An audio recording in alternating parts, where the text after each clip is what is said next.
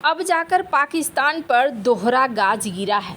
भारत का water strike और इसके साथ साथ अब FATF का भी कहर टूट रहा है। जानेंगे जियोपॉलिटिक्स में क्या कुछ चल रहा है। हमेशा की तरह जानने को मिलेगा बहुत कुछ। आइए जानते हैं इन खबरों को विस्तार से। पहलगाम आतंकी हमले के बाद भारत ने पाकिस्तान पर तगड़ा एक्शन लेते हुए वाटर स्ट्राइक का फैसला लिया। नरेंद्र मोदी सरकार ने सिंधु जल संधि को सस्पेंड कर दिया, जिससे पड़ोसी मुल्क पाकिस्तान की मुश्किलें बढ़ गई हैं। वहीं केंद्रीय गृह मंत्री अमित शाह ने दो टूक कह दिया कि सिंधु जल समझौता कभी बहाल नहीं किया जाएगा। इस फैसले का असर अब पाकिस्तान की राजनीति में भी दिखने लगा है। पाकिस्तान के जल विद्युत विकास प्राधिकरण अध्यक्ष लेफ्टिनेंट जनरल सज्जाद गनी ने अपने पद से इस्तीफा दे दिया है। बताया जा रहा है कि ये इस्तीफा सिंधु जल संधि को लेकर नागरिक प्रशासन और सेना के बीच मतभेदों के कारण हुआ है। WAPDA और पाकिस्तान के जल संसाधन मंत्रालय के भीतर भी मतभेद थे। प्रधानमंत्री शहबाज शरीफ ने गनी का इस्तीफा मंजूरी के लिए कैबिनेट डिवीजन को भेज दिया है। कुछ लोगों का कहना है कि पाकिस्तान का नागरिक प्रशासन सेना के बड़े अधिकारियों को सिंधु जल संधि रोकने के लिए जिम्मेदार ठहरा रहा है। उनका मानना है कि सेना की वजह से ही भारत ने ये कदम उठाया है।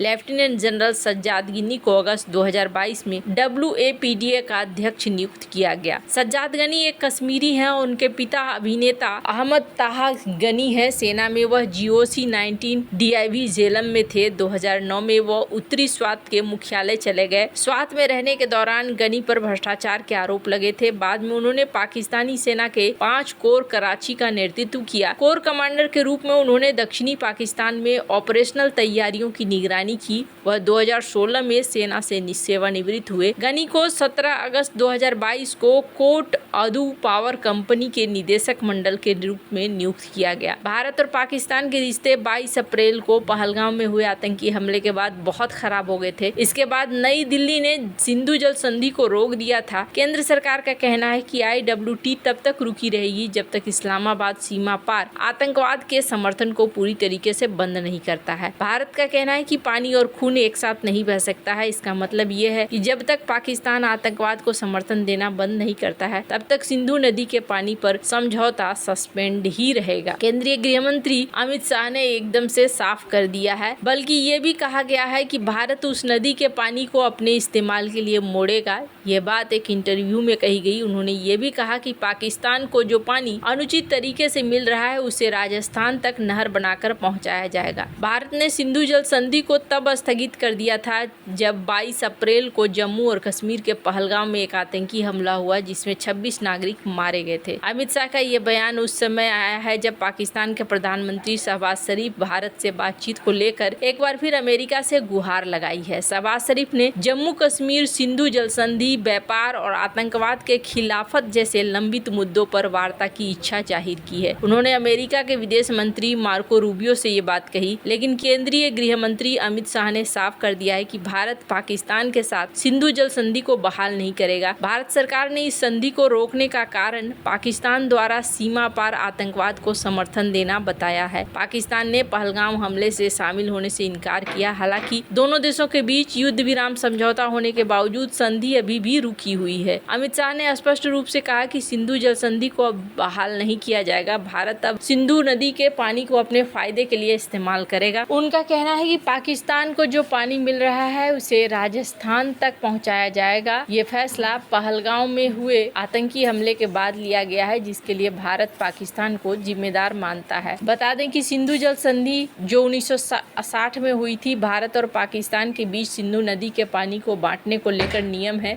सिंधु जल संधि पर अमित शाह ने कहा कि नहीं, ये कभी बहाल नहीं होगी। भारत इस संधि को फिर से शुरू नहीं करेगा। हम पाकिस्तान को जाने वाले पानी को नहर बनाकर राजस्थान ले जाएंगे। पाकिस्तान को जो पानी बिना वजह मिल रहा है, उसे फिर आगे बढ़ा दिया जाएगा। भारत की शर्त माने पाकिस्तान, तभी बातचीत संभव है, ये कहा गया है। और एक तरफा तरीके से अभी भारत इस तरीके का फैसला ले रहा है। खैर, अब जहां एक तरफ ये सब कुछ चल रहा है, वहीं दूसरी तरफ ये भी देखने को मिल रहा है है कि फाइनेंशियल एक्शन टास्क फोर्स ने एक नई रिपोर्ट जारी करी है और इस रिपोर्ट में पाकिस्तान पर गंभीर आरोप लगाए गए हैं। रिपोर्ट में कहा गया है कि पाकिस्तान अपने मिसाइल कार्यक्रम के लिए गलत तरीके से उपकरण हासिल करने की कोशिश कर रहा है। वह शिपमेंट पर गलत लेबल लगा रहा है, जो एक खतरनाक कदम है।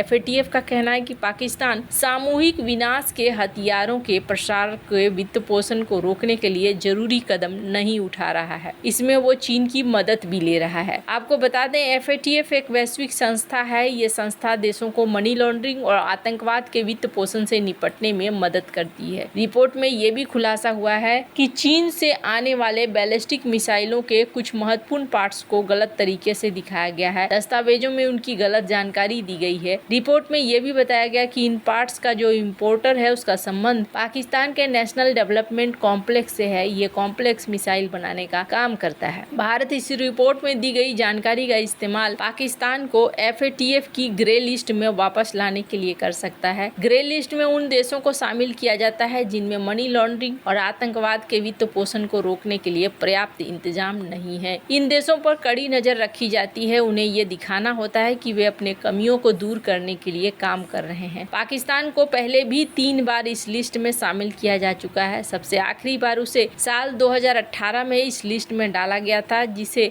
2022 में हटाया गया। रिपोर्ट में बताया गया कि फरवरी 2020 में दाकुई यून नाम की एक चीनी जहाज कराची के पोर्ट कासिम जा रहा था। गुजरात के कांडला पोर्ट पर उसे रोका गया। जहाज में मौजूद उपकरणों को जब्त कर लिया गया, लेकिन जांच के बाद जहाज और उसके क्रू को जाने दिया गया। FATF की नई रिपोर्ट का टाइटल है complex proliferation financing and sanctions evasion schemes. इसमें भारतीय कस्टम की जांच का हवाला दिया गया। रिपोर्ट में लिखा गया कि भारतीय अधिकारियों ने पुष्टि की है कि दस्तावेजों में शिपमेंट की गलत जानकारी दी गई। भारतीय जांचकर्ताओं ने बताया कि शिपमेंट में ऑटोक्लेव थे, जिनका इस्तेमाल संवेदनशील हाई एनर्जी मटेरियल्स और मिसाइल मोटर्स के इंसुलेशन और केमिकल कोटिंग के लिए किया जाता है। इसका मतलब है कि जो चीजें जहाज में थी उन्हें गलत नाम दिया गया था। रिपोर्ट में आगे कहा गया कि ये संवेदनशील चीजें missile technology control regime, Bharat और अन्य देशों के दोहरे इस्तेमाल वाली एक्सपोर्ट कंट्रोल लिस्ट में शामिल है। जब्त किए गए कार्गो के बिल ऑफ लोडिंग से पता चलता है कि इंपोर्टर और नेशनल डेवलपमेंट कॉम्प्लेक्स के बीच संबंध है। इसका मतलब है कि ये चीजें जिनका इस्तेमाल मिसाइल बनाने के लिए किया जा सकता है, उनका एक्सपोर्ट कंट्रोल किया जाता है। FATF अगले महीने ये रिपोर्ट जारी कर सकता है। भारत को उम्मीद है कि इस रिपोर्ट में पाकिस्तान के आतंकवाद के वित्त पोषण को रोकने में नाकामी उजागर होती है और इससे पाकिस्तान को फिर से ग्रे लिस्ट में डाला जा सकता है। अगर पाकिस्तान को ग्रे लिस्ट में डाला जाता है तो उस पर कड़ी वित्तीय निगरानी रखी जाएगी। इससे विदेशी निवेश और कैपिटल इनफ्लो पर असर पड़ेगा। भारत लगातार पाकिस्तान को इस लिस्ट में वापस लाने की कोशिश कर रहा है। भारत का कहना है कि पाकिस्तान आतंकवाद को समर्थन देता है और FATF के नियमों का पालन नहीं करता है। सीधे शब्दों में कहें तो FATF की रिपोर्ट पाकिस्तान के लिए एक बुरी खबर है। इससे उसकी मुश्किलें बढ़ सकती है। हालांकि भारत यहाँ काफी हद तक कोशिश कर रहा है। कहा जा रहा है कि जिस तरीके से अंतर्राष्ट्रीय कानूनों का उल्लंघन कर रहा है पाकिस्तान, इसे लेकर भारत और भी ज्यादा गंभीर हो सकता है और भारत यहाँ कोशिश करेगा कि FATF में पाकिस्तान को घेरा जा सके। भारत के शीर्ष अधिकारियों ने FATF के वैश्विक नेटवर्क में शामिल करीब सभी 200 देशों को सारे दस्तावेज और इन सबूतों से अवगत कराया है, ताकि पाकिस्तान को फिर से ग्रे लिस्ट में डलवाया जा सके। पाकिस्तान को अंतिम बार 2018 में FATF की ग्रे लिस्ट में रखा गया था और 2022 में उसे बाहर निकाल लिया गया था। लेकिन इस साल पहलगाम आतंकी हमले के बाद फिर से पाकिस्तान को ग्रे लिस्ट में डालने की मांग तेजी से की जा रही है। वैसे आपको क्या लगता है, इन सब मामले में आपकी क्या राय है? कमेंट कर जरूर बताएं। जल्द मिलते हैं अगली वीडियो में नई खबर के साथ।